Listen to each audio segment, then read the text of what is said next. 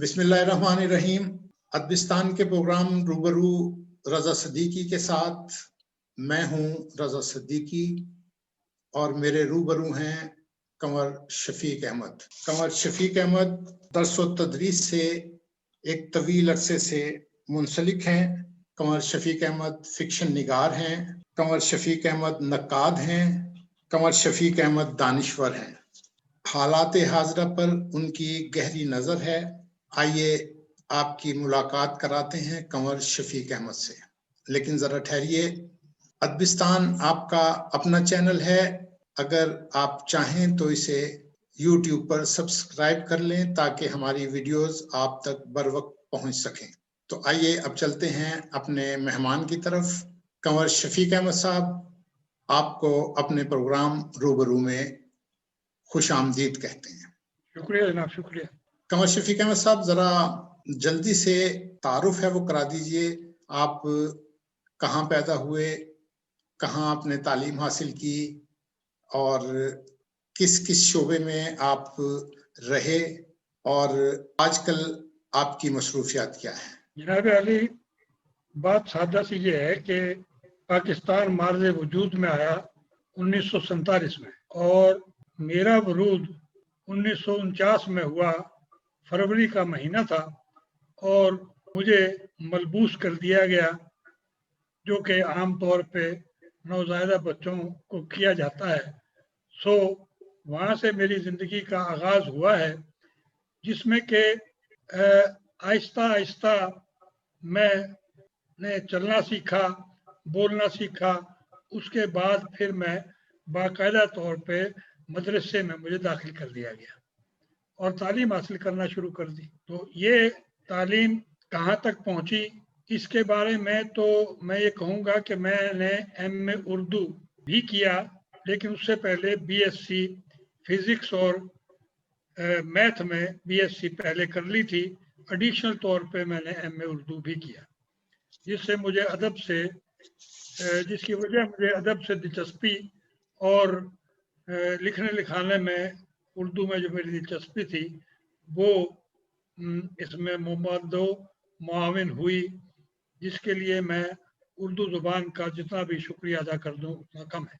मैं यही आपसे पूछना चाहता था कि कंवर शफीक साहब, आप सारी उम्र रहे तालिब इल्म साइंस के, तो अदब की तरफ कैसे आ गए? तो उसका जवाब तो आपने अभी मुझे ये दे दिया।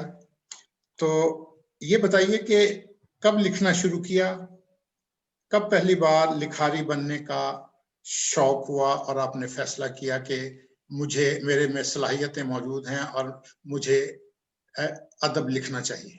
ये तो बात मैं जो कहने लगा हूँ आपको शायद बड़ी अजीब सी लगे कि मैं 6ठी जमात में हुआ था तो एक कागज पर पेंसिल से खत से लिखा, जो एक लड़की के नाम था, जो हमारे घर से तीसरे या चौथे घर में रहती थी, और फिर हिम्मत ना हुई कि खत उसके हवाले कर दूं, इसलिए इसे अपनी उर्दू की किताब में रख छोड़ा। और आगे क्या हुआ वो ज्यादा दिलचस्प इस लिहाज से है कि मेरी याददाश्त में मौजूद है। मेरे वालिद साहब, जिनका नाम राव मोहम्मद शफी है, मरहूम हो चुके, तो वो मुझे उर्दू, रियाजी और ये साइंस वो पढ़ाया करते थे अपनी ड्यूटी से आने के बाद शाम के वक्त। लेकिन बदकिस्मती ये हुई कि खत उनके हाथ लग गया और बस फिर ना पूछे क्या हुआ।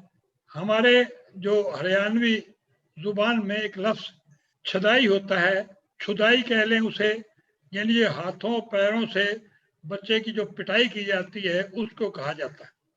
और बस फिर उन्होंने रुई की तरह दन कर दिया। मुझे रुई की तरह से फेंटी लगाई ठीक ठाक और ये कहा कि ये क्या था। मैंने कहा कि जी कुछ भी नहीं, लेकिन मैं जोर जोर से रोने लगा तो मेरी माँ ने रोते हुए मुझे देखा, तो फिर मेरी जान बख्शी हुई और फिर वही उर्दू और साइंस और रियाजी शुरू हो गया। सो ये तो मेरी उर्दू साइंस का ایک رشتہ ہے جو ابتدائی بچپن میں چھٹی جماعت میں ہی قائم ہو گیا تھا، جس کو میں بھلا نہیں سکا. اس لیے جہاں بی ایس سی کی وہاں ایم اے اردو بھی کیا پھر. صحیح صحیح صحیح. اچھا راؤ صاحب یہ بتائیے کہ کن کتابوں سے سب سے زیادہ متاثر ہوئے اور جنہیں آپ نے بار بار پڑھا؟ اس میں کتابوں کے سلسلے میں تو میں یہ کہوں گا کہ اسکول میں ایک لائبریری ہوتی تھی گورنمنٹ ہائی اسکول رینالہ خرد میں، تو وہاں بچوں کو باقاعدہ طور پہ ہفتہ وار کتابیں جاری کی جاتی تھیں. تو مجھے خاص طور پہ لائبریرین بلاتے تھے اور کہتے تھے کہ یہ لو پڑھو، اسے پڑھو، میں تم سے پھر پوچھوں گا.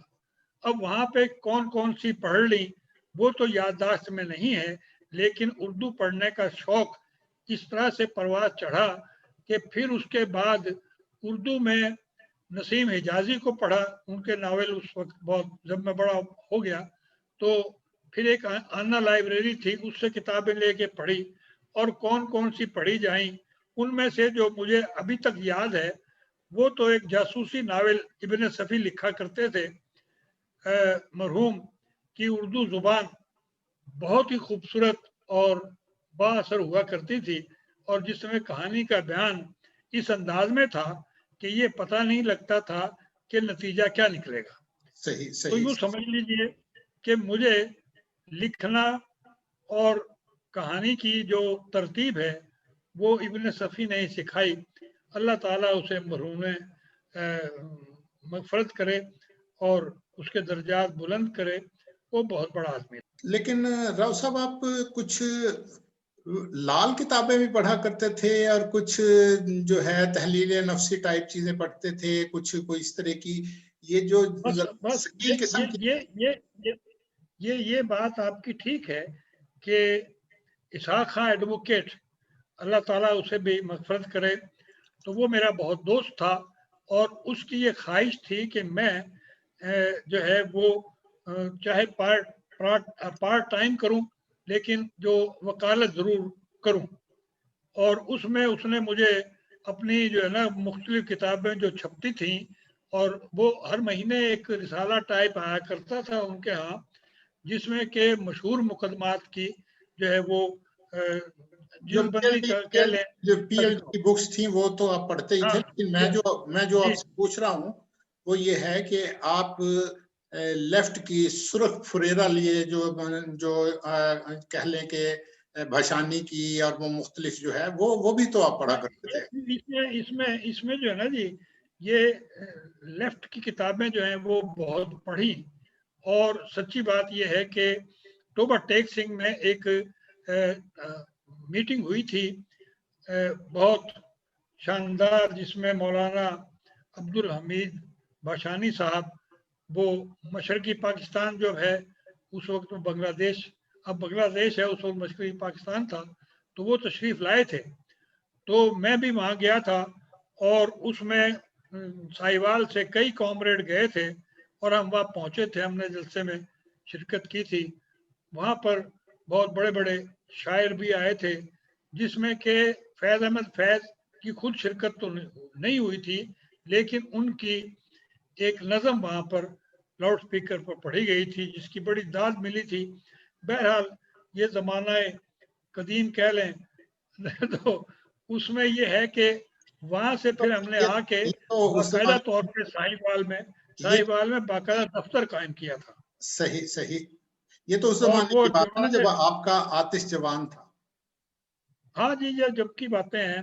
پھر جماعت اسلامی والوں سے اسی زمانے میں کوئی ساہیوال کے ریلوے اسٹیشن پر بھی جب بھاشانی کا تھا وہ کوئی واقعہ ہوا تھا ناخوشگوار سا، تو وہ بھی ذرا بتا دیں.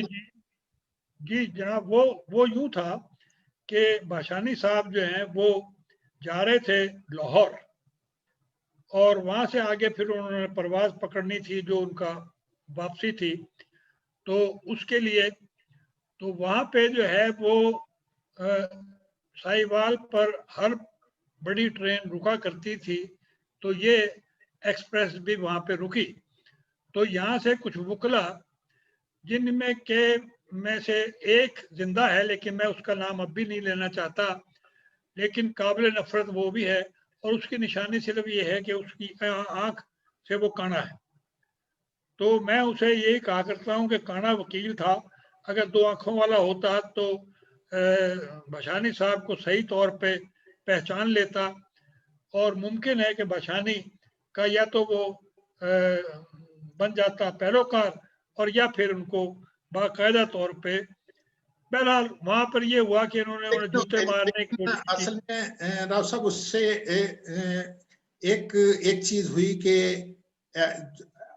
ईस्ट पाकिस्तान की अलहदगी में उसका भी एक बड़ा अहम किरदार है। उसका बहुत अहम किरदार ये था कि जब वो लाहौर पहुंचे और एयरपोर्ट पे गए, तो वहां पे उन्होंने एक बयान दिया था कि ये कदम अब उठ के जा रहे हैं, दोबारा इस सरजमीन पर कभी नहीं आएंगे। और ये वो लफ्ज हैं जो बाद में सच्चे साबित हुए। बशानी साहब फिर क्या आना था, बस फिर तो वो दास्तान शुरू हो गई जिसको बयान करते हुए मुझे रोना भी आ जाता है और गुस्सा भी आता है, और उन लोगों पे खास तौर पे जिनके पास पूरा इख्तियार और पूरी कुव्वत थी, उन्होंने मशरकी पाकिस्तान को फिर बांग्लादेश में तब्दील कर दिया। और बस ये तो जितने पाकिस्तानी हैं जो मुहिब्बे वतन पाकिस्तान से मोहब्बत करने वाले लोग हैं, वो इस सानहे को भूल नहीं सकते। तो और ये हमने एक अजीम लीडर के ऊपर इसका इल्जाम धर दिया। सियासत बहुत बुरी चीज है। अब हम जो है सियासत की तरफ जाने की बजाय हम आते हैं आपके अदबी सिलसिले की तरफ, क्योंकि मैंने आपका शुरू में तारुफ कराया था कि आप दानिश्वर हैं। मैंने ये गुफ्तगू जो शुरू की है ये सिर्फ इस वजह से है कि आप हालात हाजरा पर बहुत गहरी नजर रखते हैं। तो इसी हवाले से चूंकि आप उस जमाने में उन तहरीकों में शरीक रहे, इसलिए आपने उसके बारे में जो वाकयात आपके जहन में हैं वो आपने बयान किए। इस बारे में कुछ अगर आप और कहना चाहें तो वो भी बता दीजिए, ताकि फिर उसके बाद हम अपने अदबी सफर की तरफ चलें। बस सियासी हवाले से मैं सिर्फ आखिरी बात कहना चाहता हूँ कि वहां पर कैद हुए थे 90,000 फौजी, और उनको इंदिरा गांधी से छुड़वा के लाया था जुल्फकार अली भुट्टो, और उसका अंजाम जो है वो फांसी की शक्ल में बरामद हुआ। तो जिसका दुख हर साल मैं मनाता रहा हूं, लेकिन बहरहाल बात यह है कि माजी की बात है, माजी से फिर आदमी को दरगुजर भी करना ही पड़ता है। तो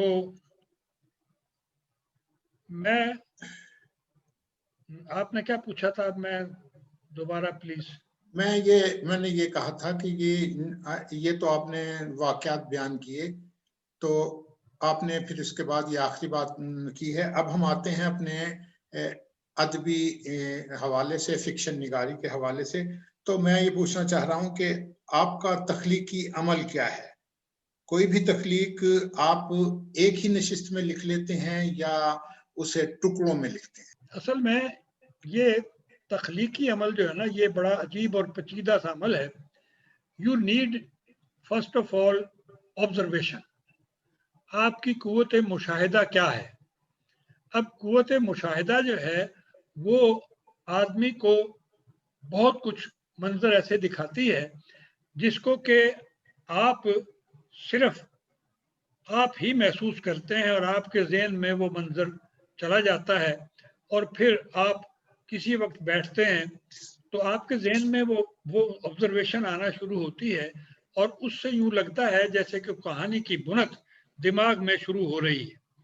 और ये बुनत जो है, ये बाद औक़ात तो ये होता है कि आप लिखने बैठ जाते हैं और एक मुख्तसर सी कहानी या मुख्तसर अफसाना लिख लेते हैं।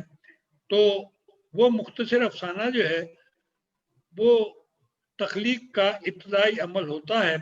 बाज़ औक़ात उस अफसाने को बढ़ाने की सूरत हाल भी बन जाती है और बाज़ औक़ात बिल्कुल नहीं बनती। तो यूँ समझ लें कि इसमें मेरा जो ज़ाती तजर्बा है वो ये है कि मैं उकाड़ा कॉलेज में दाखिल हुआ था फर्स्ट ईयर में। तो वहाँ पर इत्तफ़ाक से उस ऑब्जर्वेशंस के नतीजे में एक मैंने अफसाना लिखा जिसमें कि मैंने सिर्फ एक तोते को वो जो मुख्तूस आवाज़ होती है वो निकालते हुए दरख्त पे देखा था और उसके बाद फिर वो उड़ा और चला गया। तो मेरे ज़हन में जिस कहानी ने जन्म लिया वो सिर्फ ये था कि ये उस्ताद जो तोते की तरह बोलते हैं और किसी की समझ में कुछ आए ना आए और वो उसके बाद क्लासरूम से चले जाते हैं।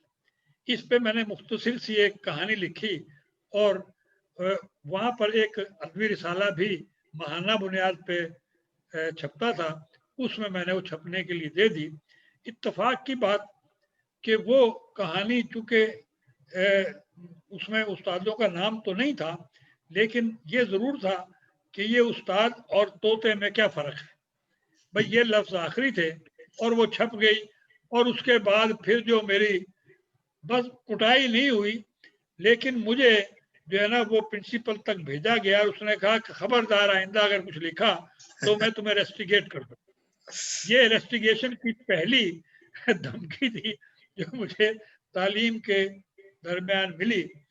फिर वहाँ से खैर माइग्रेशन करके मैं गवर्नमेंट कॉलेज साहिवाल चला गया और वहाँ मुख्तलिफ तहरीकों में हिस्सा लिया, तहरीरों में हिस्सा लिया और उकाड़े के जो साहिवाल का उनका रिसाला था गज़ट के नाम से, तो उसमें बहरहाल कुछ लिखा थोड़ा बहुता, लेकिन चूँकि साइंस थी और साइंस जो है वो लिखने की इजाज़त नहीं देती।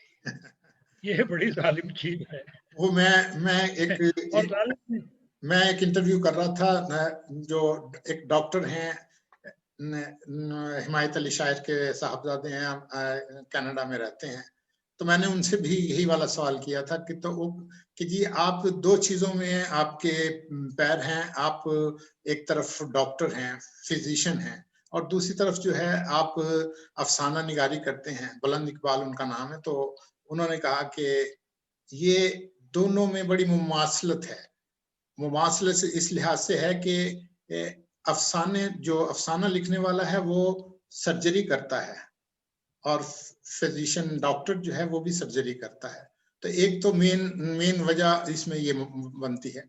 अच्छा, आपकी ये वाली बात जो है ये मुझे इसलिए समझ नहीं आती कि साइंस जो है फिक्शन के बारे में ये कहा जाता है कि ये तसव्वुराती चीज है, जबकि तसव्वुराती चीज जो है, इमेजिनेशन जो है, उसी से साइंस ने जन्म लिया है। उसको प्रूव किया है साइंस ने कि साइंस बजाते खुद तो इंसानों के जहनों में नहीं आ गई ना। इंसान जिस वक्त जो कुछ, मसलन आपने भी इब्ने सफ़ी का जिक्र किया, तो इब्ने सफ़ी ने अपने अफसानों के अंदर, अपनी कहानियों के अंदर एक इस तरह की चीजें लोगों तक पहुंचाई कि उड़न तश्तरी है और दूसरी चीजें हैं और वो फिजा में गई और उसके बाद ट्रांसमिशन का एक प्रोसेस। तो अब अगर आज के दौर में आप देखें तो वो उसका लिखा हुआ जो है वो अब प्रूव हो रहा है। तो साइंस और इसके दरमियान मेरे तो ख्याल में कोई इस तरह का वो नहीं है। आप क्या कहते हैं? नहीं, मैं इस बात से इत्तफाक तो मुकम्मल तौर पे नहीं कर सकता। उसकी वजह यह है कि न्यूटन ने जब सेब गिरा तो उसने उस पर गौर शुरू कर दिया। अगर सिर्फ उठा के वो उसे धो के खा लेता तो फिर न्यूटन के लॉ जो है वजूद में ना आते। ये तो बात ठीक है कि ऑब्जर्वेशन और इमेजिनेशन साइंस में मददगार होती है, लेकिन बुनियादी तौर पर मेरा कहना यह है कि मैं साइंसदान नहीं हूँ। मैं तो साइंस का एक टीचर था, बना था इस लिहाज से कि भाई ये डिग्री लेनी है और डिग्री अच्छी होनी चाहिए ताकि मुलाजमत मिल सके। तो उसमें रातों को जाग के मुख्तलिफ किताबों के मुख्तलिफ चैप्टर रट्टे लगाते थे, उनको समझने की कोशिश करते थे بعض اوقات یہ ہوتا تھا کہ کلاس میں استاد سے لڑائی بھی ہو جاتی تھی اس لحاظ سے کہ وہ جو پڑھاتے تھے اور میں کوئی نہ کوئی ایسا سوال جڑ دیتا تھا جس کا جواب یہ استاد کے پاس نہیں ہوتا تھا، تو مجھے 2-3 دفعہ کلاس روم سے نکالا بھی گیا، تو میں جا کے پھر بیٹھ جاتا تھا گراؤنڈ میں، تو وہاں پہ رو آفتاب ہوتے تھے، سیاسی لیڈر بھی تھے، تو وہ گزرے تو انہوں نے کہا یہاں کیوں بیٹھے ہو؟ کہ جی اسے مجھے سوال کیے تھے تو مجھے کلاس سے نکال دیے۔ انہوں نے کہا تم سوال کرنا چھوڑ دو اور صرف پڑھنا اور سمجھنا شروع کرو، سائنس کے ساتھ یہ اصول صرف یہ ہے کہ اس کو گوٹا لگاؤ، رج کے پڑھو، اور جو پیپر آ رہا ہو اس کو اس طرح سے لکھو کہ تمہیں بہت اچھے نمبر مل سکیں۔ اور اس نصیحت نے مجھے فائدہ پہنچایا اس لحاظ سے کہ میں نے فرسٹ ڈویژن تو حاصل میں نہیں کر سکا، لیکن سیکنڈ ڈویژن میں نے ہائر پوزیشن میں پہنچ کے میرے 2 نمبر اور آ جاتے تھے، فرسٹ ڈویژن ہو جاتی۔ بہرحال اس میں یہ ہوا کہ پھر اس کے بعد میں جب ملازمت کے سلسلے میں نے اپلائی کیا تو وہاں پر ایک صاحب بیٹھے ہوئے تھے جو وہ بھی اتفاق سے ڈاکٹر تھے اور ملتان میں ہی وہ نیشنل میڈیکل کالج میں پڑھاتے بھی تھے، تو وہ بیٹھے ہوئے تھے، انہوں نے مجھ سے سوالات کرنے شروع کیے، تو میں نے کہا جناب بات یہ ہے کہ آپ کے سوالات کا جواب میرے پاس مختصراً تو ہیں، لیکن چونکہ بیالوجی میرا سبجیکٹ نہیں ہے اس لیے میں جو کہوں گا آپ کہیں غلط کہہ دیا، تو میں آپ سے درخواست یہ کرتا ہوں مجھ سے فزکس پوچھ لیں اور مجھ سے میتھ پوچھ لیں۔ تو پھر بہرحال وہاں سے فزکس کے سوالات شروع ہوئے، انہوں نے بھی فزکس پڑھی تو ٹھیک ٹھاک میری ان کے پھر مختلف معاملات پہ بحث بھی ہوئی، اور پھر اللہ کا شکر ہے کہ میں وہ جو پہلی لسٹ جاری ہوئی اپائنٹمنٹ کی اس میں نمبر آپ کا نام آ گیا۔ اچھا آپ یہ میرا دوسرا نمبر تھا جی اس میں۔ اچھا چلیں اب ہم جو ہے یہ میں ابھی لکھنے کے وہ تخلیقی عمل کی ہم بات کر رہے تھے، تو میں آپ سے یہ پوچھنا چاہتا ہوں کہ لکھنے سے پہلے آپ کچھ نوٹس لیتے ہیں اور لکھنے کے بعد کیا اپنی تحریر پر نظر ثانی کرتے ہیں؟ جیسے کہ منٹو جو ہے وہ کبھی جو ہے وہ اب ایک دفعہ ایک گو میں لکھتے تھے اور اس کے بعد قطعاً نظر ثانی نہیں کرتے تھے، جبکہ ہمارے مجید امجد کہا کرتے تھے کہ میری تشفی نہیں ہوتی جب تک میں اپنی ایک چیز لکھتا ہوں اسے ایک طرف رکھ دیتا ہوں، میری تشفی نہیں ہوتی، میں دوسری تخلیق کی طرف چلا جاتا ہوں، پھر جب مجھے کوئی خیال آتا ہے تو میں وہ پرانی تحریر کو اٹھاتا ہوں اور پھر میں اس میں قطع و برید کرتا ہوں۔ اگر ان کی کتاب کو اٹھا کے دیکھے جائیں شب رفتہ کو، تو اس میں بعض اشعار ایسے ہیں شب رفتہ کے بعد میں جو انہوں نے خود جو ان کے انٹرویو کے اندر جو انہوں نے پڑھے ہیں اس میں اور چھپے ہوئے میں خاصا فرق ہے۔ تو میں پوچھنا چاہ رہا ہوں کہ آپ کا بھی عمل ہے یا آپ بھی دوبارہ نہیں دیکھتے؟ نہیں، افسانہ نگاری جو ہے نا جی اس میں تو بنیادی طور پر ہوتا یہ ہے کہ یہ بھی اس طرح سے نازل ہوتی ہے افسانہ نگاری یا افسانہ جیسے کہ شاعر پر شعر اترتا ہے، اور اس وقت یہ ہوتا ہے کہ بعض اوقات تو ایک افسانہ جو میں لکھا وہ مجھے یاد ہے کہ تقریباً آدھی رات ہو گئی تھی، تو جب میں نے اس کی آخری لائنیں لکھی تو پھر میں سویا تھا۔ تو یہ بات بنیادی طور پر خاصا طویل افسانہ ہے اور مجھے آج بھی افسانہ بہت پسند ہے۔ تو یوں سمجھیے کہ تخلیقی قوت جو ہے وہ آپ سے جو تقاضا کرتی ہے آپ کو اس کی پابندی کرنا پڑتی ہے، خیال جو ہے آپ کے پیچھے دوڑتا اور آپ آگے دوڑ کے فرار نہیں ہو سکتے، وہ آپ کو پکڑ کے روک لیتا ہے اور وہ کہتا ہے قلم اٹھاؤ کاغذ سنبھالو۔ میں اسی سلسلے میں آپ سے پوچھنا یہ چاہ رہا ہوں کہ افسانہ لکھتے ہوئے پورا پلاٹ آپ کے ذہن میں ہوتا ہے یا کوئی خیال یا منظر جو ہے وہ لے کر آپ چلتے ہیں اور پھر کہانی بنتی چلی جاتی ہے. آپ کا یہ پورا ایک پلاٹ جو ہے مختصراً کہہ لیں کہ یوں ہی ایک دو موڑ سے نظر آتے ہیں کہ وہ، لیکن وہ پورا وہ پلاٹ نہیں ہوتا. اس کی وجہ ہے کہ لکھتے ہوئے ایک قلم اور ذہن خود موڑ بدلتے ہیں، اور لیکن مرکزی جو کہانی ہے اس سے انسان جو اس نے ابتدا میں سوچا تھا اس سے وہ فرار حاصل نہیں کر سکتا، اور اسے یہ سارا کچھ جو فالو کرنا ہوتا ہے.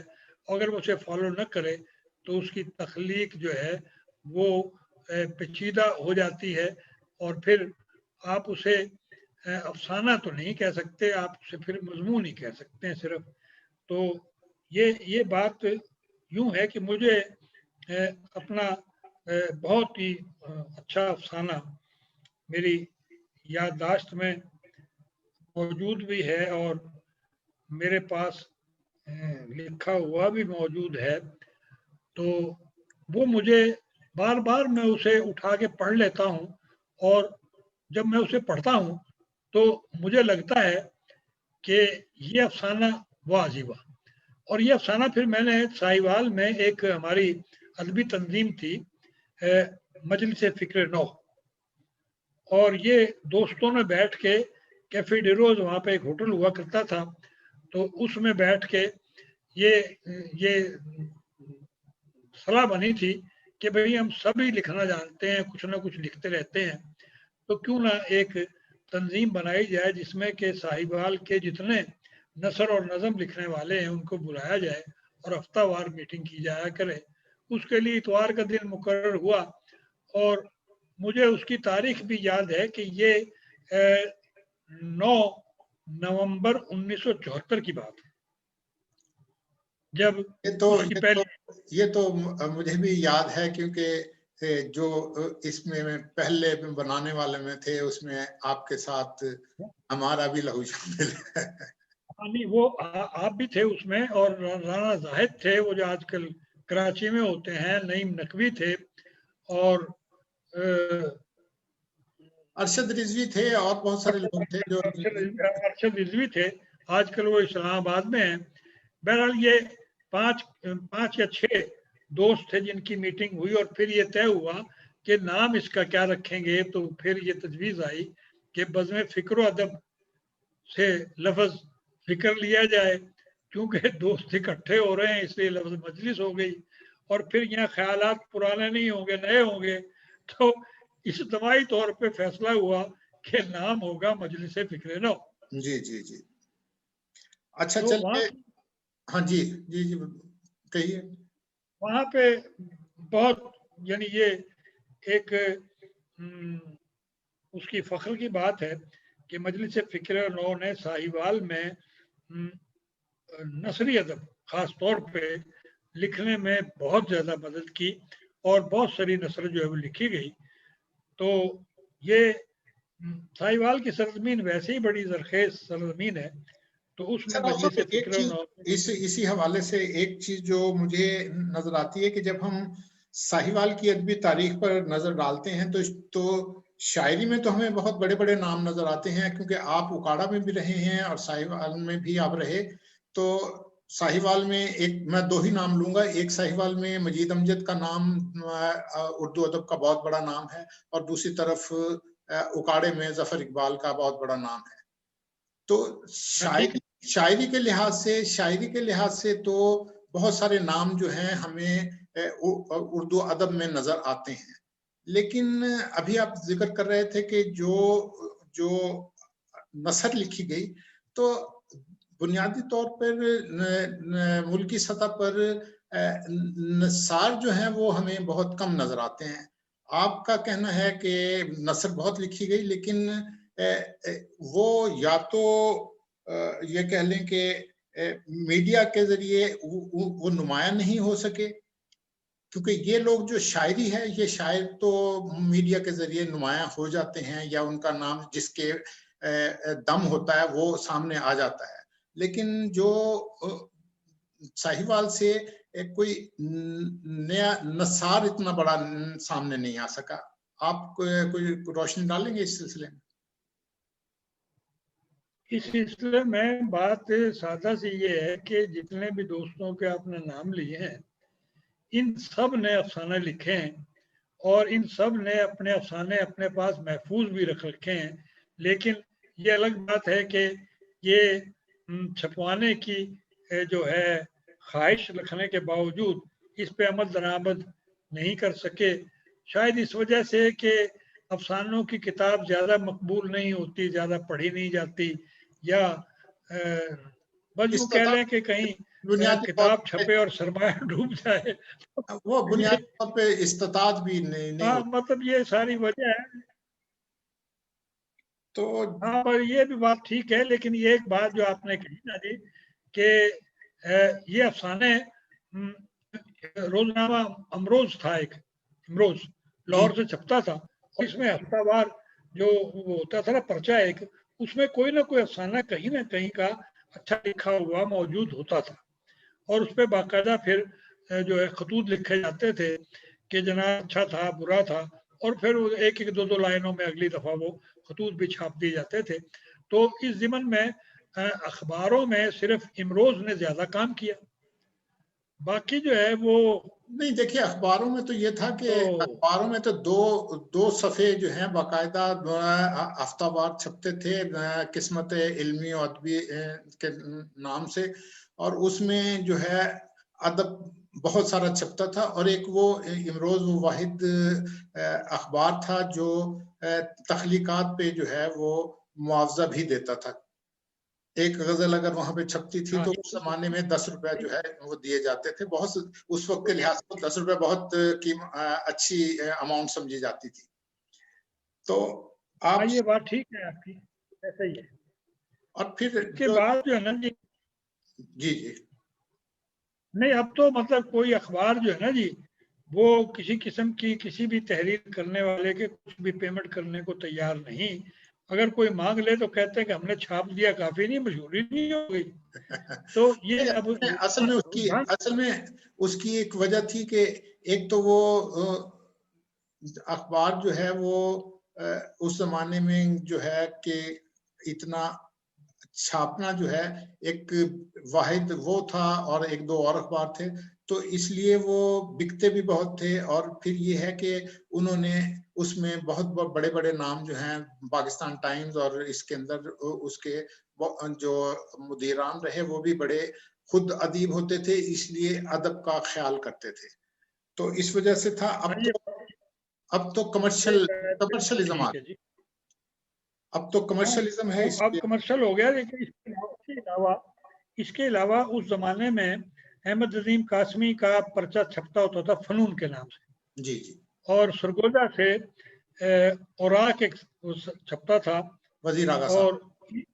ہاں جی، اور اس میں جو ہے نا ان لوگوں کے باقاعدہ افسانے اس میں چھپتے تھے، اور افسانے واقعی یہ معیاری افسانے ہوتے تھے.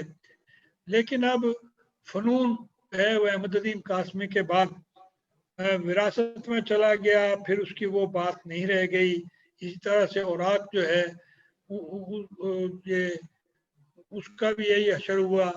پھر سی پہ کے رسالہ چھپتا تھا، ایک نقوش چھپتا تھا، رسالہ نہیں تھا وہ، ہر 3 مہینے کے بعد ایک کاپی اس کی چھپتی تھی نقوش کی، اور نقوش جو ہے وہ باقاعدہ بکتا تھا اور اس کے بہت سے پڑھنے والے موجود تھے. اور صاحب نے جب نقوش نکالتے تھے تو وہ ایک اس کے بہت سارے نمبر چھپے ہوئے ہیں جو آج بھی یادگار کے طور پر موجود ہوتے ہیں. اگر آپ لائبریریز میں اگر اس کو دیکھنا چاہیں تو وہ موجود ہیں.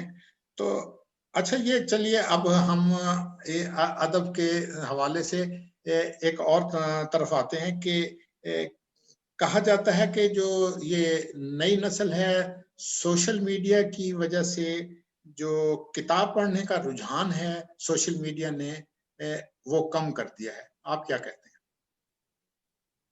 یہ 100% آپ کی بات ٹھیک ہے کہ سوشل میڈیا نے جو ہے اس کو، اور خاص طور پہ یوٹیوب جو ہے اس پہ آپ چلے جائیں، جہاں کے آپ پاکستانی پرانی فلمیں، نئی فلمیں، اور انڈیا کی پرانی فلمیں، نئی فلمیں، جو مرضی وہاں پہ نکال لیں اور وہ جناب جو ہے وہ آپ دیکھنا شروع کر دیں. اب स्टूडेंट्स और बच्चे, जहाँ तक मेरा मुशाहिदा है कि अब यूट्यूब का जो मनफी इस्तेमाल है वो ज़्यादा शुरू हो गया। अच्छा, यूट्यूब ने भी किताबों का सिलसिला को शुरू किया था। मसला ये है कि जो सोशल मीडिया है ना, वो सिर्फ यूट्यूब पे मुहित नहीं है। आप जब अगर आप जो कुछ अगर आप गूगल करते हैं तो आपको हर किस्म का मवाद जो है वहां मिल जाता है। इसलिए जो नया तालिब इल्म है वो चूंकि इलेक्ट्रॉनिक्स का आदी है, तो वो इसकी बजाय कि किताब को पढ़े, वो फौरी तौर पे उसको अगर किसी सवाल में रुकावट महसूस हो रही होती है तो वो गूगल करता है और उसको उस सवाल का जवाब जो है हल किया हुआ मिल जाता है। इसलिए ये वाली इसके मुस्बत भी पहलू हैं और मनफी पहलू भी हैं। अगर हम सिर्फ ये कहें कि जी यूट्यूब को सिर्फ फिल्मों की वजह से देखा जाता है या वो जो है, तो ये वहां पे बहुत सारी म्यारी चीजें भी मिल जाती हैं। वहां पे बहुत सारे ऐसे जी ये बात आपकी दुरुस्त है, मैं इससे इख्तलाफ नहीं करता, लेकिन क्या संजीदा किताब बच्चा वहां से मवाद ढूंढ के, क्या उसमें कुछ तादाद है ऐसी आपके इल्म में कि गूगल पर जो ऐसे स्टूडेंट्स और ये वो जो दानिश्वर टाइप हैं, सोचने वाले हैं, वो ये तो रात बसर करने का एक तरीका नहीं। देखिए जो ये जो है ना, जो गूगल की जो मैं बात कर रहा हूँ, बुनियादी तौर पे अगर आज का दौर जो है वो जो छपी हुई किताब है उसकी बजाय है, अगर यही किताबें जो हैं, यही सिलेबस जो बच्चों को आप बस्ते उठा के उनके कमर दूरी करवा रहे हैं, अगर इसको आप ई बुक्स की सूरत टेबलेट्स के ऊपर डाल दें तो उसमें आपके जितना आपका सिलेबस है टोटल जो है वो थोड़ी सी एमबीज के अंदर उसके अंदर आ सकता है। एक बच्चा टेबलेट उठा के जाता है और उसमें से अगर वो दीनियात का पीरियड है तो दीनियात की किताब जो है अगर उसमें लोड की गई हो तो वो बच्चा वहां पर बैठकर उसमें से उसको पढ़ाया जा सकता है कि सबक फलां खोलो, तो वो उसको खोल लेगा और उसका रिजल्ट ये निकलेगा कि आप जितना आपका टोटल वो है आप उसमें अगर डाल दें तो ई बुक्स जो है आज आइंदा जो है फ्यूचर जो है वो ई बुक का है। आपको जो छपी हुई किताब जी मैं आपकी बात से इख्तलाफ तो नहीं करता, लेकिन क्या पाकिस्तान में खास तौर पे नेट की सहूलत हर स्कूल को देहातों में, शहरों में और ये फराहम की जा सकती है? नहीं, और देखिए जो मैं जो बात कह रहा हूँ, मैं जो बात कह रहा हूँ कि आजकल 80% बच्चों के पास मोबाइल मौजूद है। बिल्कुल है, वालिदैन जो है नेट के बगैर मोबाइल जो है वो बेकार ही हो जाता है। नहीं, वो तो ये मुस्तकबिल में मुमकिन है ऐसा हो, लेकिन फिलहाल जो सूरत हाल नजर आ रही है उसमें गरीब बच्चा अगर स्कूल में जाके और वो पढ़ ले तो ये बड़ी बात कर रहे हैं। मैं जो ई बुक्स की या इसकी बात कर रहा हूँ उसकी मसला ये है कि आजकल किताब बीनी का जो कमी हुई है उसकी वजह एक ये भी है कि कीमतें बेतहाशा हैं। किताब की कीमत बहुत ज्यादा रखी जाती है जो एक अच्छे भले आदमी के लिए भी खरीदना जरा मुश्किल सा काम हो जाता है, लेकिन जिनको शौक है वो मजबूरन मुख्तलिफ चीजों को छोड़ के जो है वो खरीद लेते हैं किताब को। मैं जो ये तजवीज की बात कर रहा हूँ वो इस लिहाज से भी है कि अगर छपी हुई किताब के साथ साथ नाशरीन जो हैं ई बुक को प्रेफरेंस देना शुरू करें, साथ उसके करना शुरू करें, तो एक तो ये है कि जो मवाद मौजूद है ई बुक बनाने में उतना पैसा नहीं लगता जो प्रिंटेड में लगता है, तो वो किताब जो है वो डिस्ट्रीब्यूट हो सकती है दुनिया भर में। ये बात ठीक है आपकी, लेकिन इसके लिए जब तक फेडरल गवर्नमेंट और सूबाई गवर्नमेंटें इस पे बाकायदा गौर करके और इसको देखिए, मैं तालीमी की बात नहीं कर रहा हूँ, मैं वो तो उसमें तो बहुत सारी मजबूरियां हैं जो आपने ये बताने की कोशिश की कि जी तुलबा नहीं आते, उसको लाने के लिए भी ये किया, तो उनको यही लाना बड़ा मुश्किल होता है, तो ये टेबलेट्स और ये दूसरी चीजों का करना ये जरा मुश्किल काम है।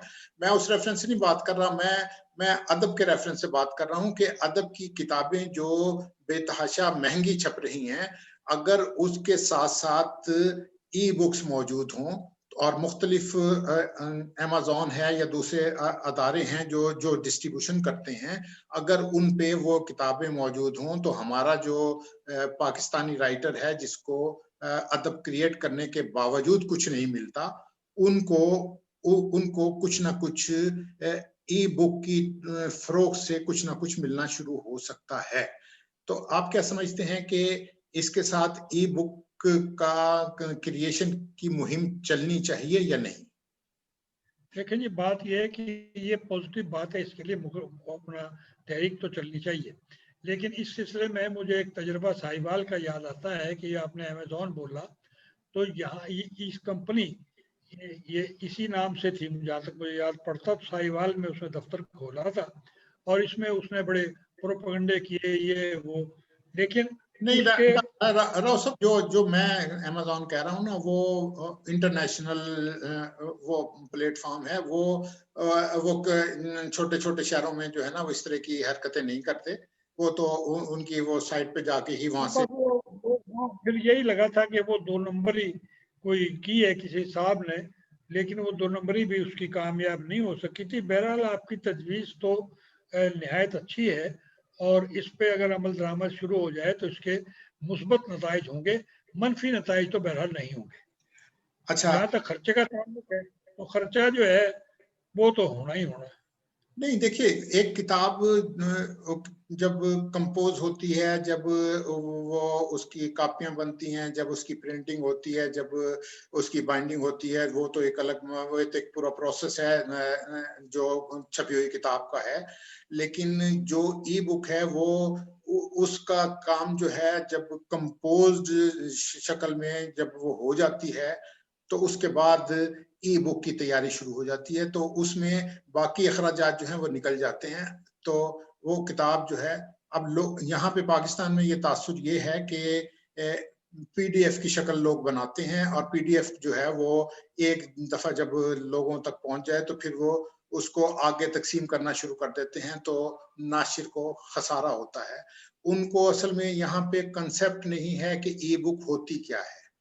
ई बुक ये है कि अगर आप उसमें तौसी करना चाहें तो वो भी कर सकते हैं, तरमीम करना चाहें तो वो भी हो सकती है। बहुत सारी ई बुक को अगर नाज़रीन पढ़ना शुरू कर दें। आप ठीक कह रहे हैं कि ये जदीद तरीन एक तरीका है जो मुख्तलिफ ममालिक में इस्तेमाल हो रहा है और पाकिस्तान में भी इसे इस्तेमाल किया जाना चाहिए। एक राह अमल तो ये बहुत अच्छी है, लेकिन इस सिलसिले में जहाँ तक इत्तफाक राय का ताल्लुक है तो ये जो पीडीएफ ने जो कुछ किया है उसके नतीजे में बहरहाल जो मैं इससे इख्तलाफ नहीं कर रहा, लेकिन हमारे यहाँ मुस्बत चीज़ को भी इस्तेमाल करने के लिए जो मनफी सोच उभरती है उससे हम छुटकारा हासिल नहीं कर सके और ये आपको आम बाजार में और ये जो धोखाधड़ी की वारदात है ये आप छोटे दुकानदार से लेके ऊपर तक चलते जाएं, ये आपको हर जगह ये अच्छा राव साहब, अब आखिर में आपसे जो आपने अफसाने की बात की कि एक अच्छा अफसाना जो आपने मजलिस फिक्र नौ में भी पढ़ा और वो आपके पास इस वक्त मौजूद है, आपने लोगों को पढ़ाने के लिए किताब तो छापने की जहमत नहीं की, तो अब लोगों को अपना अफसाना सुना दीजिए, क्योंकि अफसाना सुनने में जो मजा है वो छपी हुई किताब में पढ़ने में नहीं है। तो अपना अफसाना पेश कर दीजिए। अफसाने का उन्वान है जी पहली नफरत। अच्छा माँ, मैं तुम्हें एक कहानी सुनाता हूँ। ये तो मुझे मालूम है कि तुम्हारी तबीयत ठीक नहीं है, बात डॉक्टर की समझ में भी नहीं आई, शायद, लेकिन उसने नुस्खा लिख दिया, ये चौथा डॉक्टर है। हम डॉक्टर बदलते हैं बेहतरी की उम्मीद में, और डॉक्टर नुस्खा लिख कर फारिग। एक ने भी नहीं कहा कि मर्ज समझ में नहीं आया, नुस्खा अलग अलग, फीस अलग अलग, लेकिन बीमारी पक्की। मजाल जरा फर्क पड़ा हो। इब्तदाई दिन बेहतरी के थे, फिर सूरत हाल बद से बदतर, सख्त से सख्त अद्वियात, नुस्खा न हुआ, मार्शल्लाह हुआ। अम्मा मुझे एक बात तो बता कि तू मुझसे नाताल्लुक तो नहीं हो जाएगी? अम्मा बोली कि माएँ लाताल्लुक नहीं होती, ये तो औलाद ही होती है जो इजहार लाताल्लुकी करती है, कभी ढकी छुपी बेजारी और कभी खुली तनकीद, कभी इस बहाने कभी उस बहाने। नहीं माँ, मैं तो ऐसा नहीं हूं ना। कभी किसी औलाद ने इकरार भी किया है कभी? अगर हम इकरार करने लग जाएं तो दोबारा वैसा ही क्यों करें? औलाद के पास जवाज होते हैं, कभी ये कभी वो, सारा समाज ऐसा ही है बेटा जी। छोड़ो इस बात को, तुम मुझे कहानी सुनाने लगे थे। कभी माँ कहानी सुनाया करती थी तो बच्चे बड़े शौक से सुनते थे, लेकिन अब ऐसा नहीं है। न किसी को कहानी सुनाने की फुर्सत, न सुनने वालों में कोई गर्मजोशी। इस वक्त बच्चों बड़ों को कहानी जोड़े रखती थी, लेकिन अब कहानी की डोर ही टूट गई जो बांधे रखती थी। मुझे आज तुम्हारे मुंह से कहानी सुनना बहुत अच्छा लगेगा। माँ ये कहानी क्या है? बीती हुई रोहिदाद सी है। माँ तुम्हें याद है कि मैं रेनाला खुर्द के गवर्नमेंट हाई स्कूल में 7वीं जमात का तालिब इल्म था, जब हम सब क्लास फेलो गरीब ही थे, कोई ज्यादा गरीब कोई कम गरीब। इस वक्त मुझे लगता है कि सिर्फ गुर्बत का मुकाबला होता था, गुर्बत और अमारत का नहीं। सर्दियों के दिन थे और हम क्लास में बैठे पढ़ रहे थे कि अचानक बारिश शुरू हो गई, जो कुछ देर बाद रुक भी गई, लेकिन ठंडी हवा चल पड़ी। हमारे उस्ताद साहब ने कमरे का दरवाज़ा और खिड़कियां बंद करवा दी, जिनके कुछ शीशे टूटे हुए थे, कुछ सलामत। लेकिन सर्दी क्या थी, बढ़ती जा रही थी। मैंने स्वेटर पहना हुआ था, लेकिन मुझे भी सर्दी लग रही थी। कुछ बच्चे बगैर स्वेटर के थे और बुरी तरह कांप रहे थे। तो मास्टर साहब ने कहा कि जिन बच्चों के घर करीब हैं वो खड़े हो जाएं। हम 4 लड़के खड़े हो गए तो मास्टर साहब ने हुक्म दिया, घर जाओ और हर बच्चा 2-2 खेस घर से लेकर आए, 2 ना हो तो 1 जरूर लाए। हम घरों को गए और खेस समेत वापस आए तो मास्टर साहब ने एक एक बेंच पर 3-3 लड़कों को बिठाया कि दरमियान में स्वेटर वाला बच्चा, दाएं बाएं बगैर स्वेटर वाले, और हर बेंच को एक एक खेस दिया जो तुलबा ने लपेट लिया, और सारी क्लास को मास्टर साहब ने सर्दी में बीमार होने से बचा लिया। माँ इस दिन मुझे पहली दफा अपनी क्लास फेलो के साथ अपने बंधन को महसूस किया, और उस दिन मास्टर साहब मुझे बहुत अच्छे लगे। माँ अब ऐसे मास्टर कहाँ गए?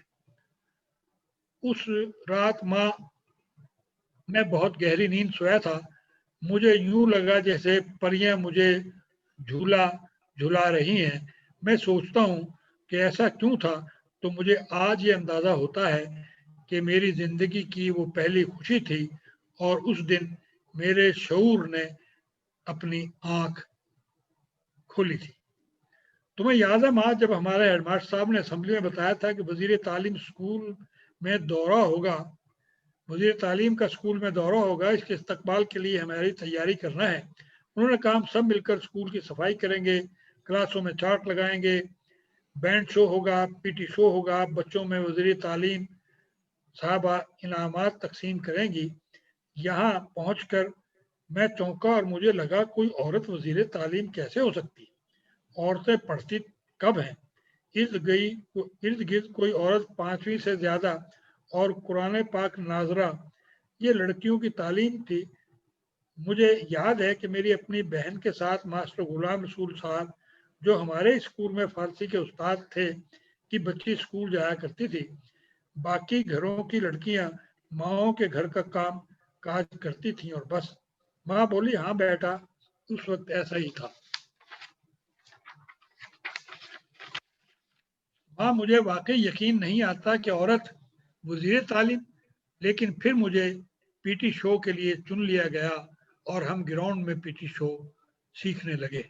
हमारे पीटीआई साहब के हाथ में एक पतली सी बैत की छड़ी होती थी जो ज्यादातर डराने के काम आती थी। धूप में भी शिद्दत थी।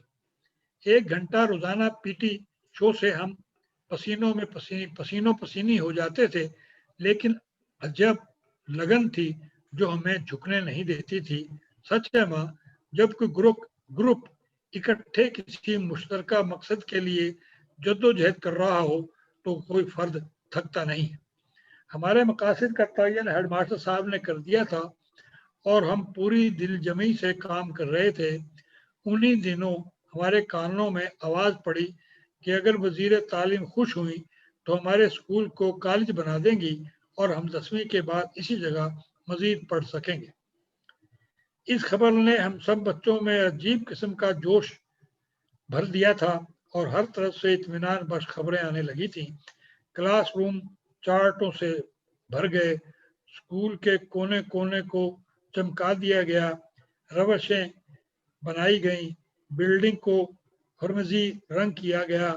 तब मुझे पहली बार पता चला कि सरकारी बिल्डिंग्स को गहरा सुर्ख रंग किया जाता है, लेकिन आज तक ये मालूम न हो सका क्यों। कमरों और बरामदों में सफेदी की गई, स्कूल को झंडियों से सजाया गया और वो मंजर मुझे नहीं भूलता जब वजीर तालीम की लंबी सफेद कार कई और गाड़ियों और पुलिस की गाड़ियों समेत दाखिल हुई। मैं बहुत मरूब हुआ और मैंने दिल में इरादा किया कि खूब मेहनत से पढ़ूंगा ताकि वजीर तालीम बन जाऊं। हमारे असातिज़ा लाइनों में खड़े हो गए और एक हार तिल्ले वाला था जो हेडमास्टर साहब ने वजीर तालीम साहबा के गले में डाला और बाकी के सिर्फ वसूल किए और स्टेज पर आकर बैठ गई। हेडमास्टर साहब इनके आगे बिछे जा रहे थे। हमने बड़ी सरशारी के आलम में पीटी शो पेश किया, सलामी दी, फिर मुख्तलिफ प्रोग्राम चलते रहे। आखिर में हमारे हेडमास्टर साहब ने सपासनामा पढ़ा जिसमें स्कूल के आला नताइज का तज़किरा किया, खेलों का जिक्र किया और हर वो काम जो स्कूल में होता था इसका जिक्र करते हुए कहा कि हमारा एक ही मसला है कि हमारे मैट्रिक के बाद तालीम को खैरबाद कह देते हैं। करीबी कॉलेज उकाड़ा में यहाँ से 10 मील के फासले पर है, जहाँ जाना मुश्किल ही नहीं नामुमकिन भी है। अगर रिनाला खुर्द में गवर्नमेंट कॉलेज कायम कर दिया जाए जिसकी मतलूबा ज़मीन भी मौजूद है तो इलाके में तालीम और तरक्की का नया बाब खुल जाएगा। हमने बड़ी तालियां बजाई और हमारे दिलों की धड़कन उस वक्त बहुत तेज हो गई जब वजीर तालीम महमूदा सलीम ने स्कूल को कॉलेज का दर्जा देने का ऐलान कर दिया और कहा कि अनकरीब काम शुरू हो जाएगा और जल्द ही आप देखेंगे कि यहाँ कॉलेज की जरूरत पूरी कर दी जाएगी। हमारे चेहरे जोश से सुर्ख हो गए और तालियां बजा बजा कर हाथ थक गए। जब वजीर तालीम चली गई तो असातिज़ा बड़े जोश से एक दूसरे को मुबारकबाद दे रहे थे। हमें इस खुशी में अगले दिन की छुट्टी दी गई तो खुशी और भी दो चंद हो गई। पलक झपकने में 3 साल गुजर गए और मैं 10वीं जमात में आ गया। माँ, तुम्हें याद है? हाँ, मुझे याद है। तू बहुत खुश था और मैं बहुत परेशान थी कि तुम्हें कॉलेज में कैसे दाखिल कराऊंगी। तुम्हारे वालिद की तनख्वाह तो हमारा पेट ही पालती है, लेकिन कॉलेज के खर्चात वो भी रोजाना। मुझे याद है माँ, मैंने अब्बा जी और तुम्हारी बातें सुनी थी और मैं बहुत घबराया हुआ था। फिर मेरा नतीजा आ गया। अब्बा जी ने मुझे उकाड़ा कॉलेज में दाखिल करा दिया। बस का रोजाना किराया तो बस में नहीं था, इसलिए उन्होंने रेलवे का रियायती माहाना पास बनवा दिया और यूं मैं कॉलेज जाने लगा। मेरे सारे दोस्त बिछड़ गए। ट्रेन कभी वक्त पर आती, कभी लेट हो जाती। میں جب بھی کالج وقت پر نہ پہنچ پاتا سخت کوفت ہوتی، واپسی پر بھی دیر ہو جاتی اور میں روز کی اس مشقت سے تھک جاتا تھا۔ تو ایک دن اخبار میں وزیر تعلیم کی بڑی سی خوبصورت تصویر دیکھی، جس کے ساتھ خبر تھی کہ وزیر تعلیم نے کوٹ سبحان میں کالج قائم کرنے کی منظوری دے دی۔ میں نے اخبار اٹھا لیا اور مجھے یاد آ گیا کہ یہ عورت تو جھوٹی ہے، اس نے رینالہ خرد میں کالج بنانے کا وعدہ کیا تھا، نہ بن سکا، اب یہ دوسری جگہ پھر جھوٹا وعدہ۔ میرے دل میں ایک نفرت کی لہر اٹھی۔ میں نے اخبار کو زمین پر رکھا اور جوتے سے وزیر تعلیم کی تصویر کو وزیر تعلیم کی تصویر کو مسلنے لگا۔ میرا سارا بدن سراپا نفرت، اور جانتی ہو ماں، وہ میری زندگی کی پہلی نفرت۔ اس دن میں نے نفرت کرنا سیکھا تھا۔ یہ کہہ کر میں نے ماں کے جسم کو چھوا، دیکھا تو گھبرا گیا کہ اس کا جسم تو ٹھنڈا برف تھا۔ میں دھاڑے مار مار رونے لگا۔ ماں ایک ہی تو تھی جو میری سن لیتی تھی، اور اب تو بھی نہیں رہی۔ میں آج بھی ہر وزیر تعلیم کو جھوٹا اور دروغ گو سمجھتا ہوں۔ میں ان سے نفرت کرتا ہوں کہ ان کے پاس سب کچھ ہوتا ہے لیکن تعلیم نہیں ہوتی۔ جی، تو ناظرین، آپ نے افسانہ سنا کنور شفیق احمد سے۔ ہمیں انہوں نے کتاب سے تو محروم رکھا ہوا ہے، لیکن آپ نے ان کی افسانہ نگاری کی دیگ سے ایک چاول ضرور چن لیا ہے، چکھ لیا ہے۔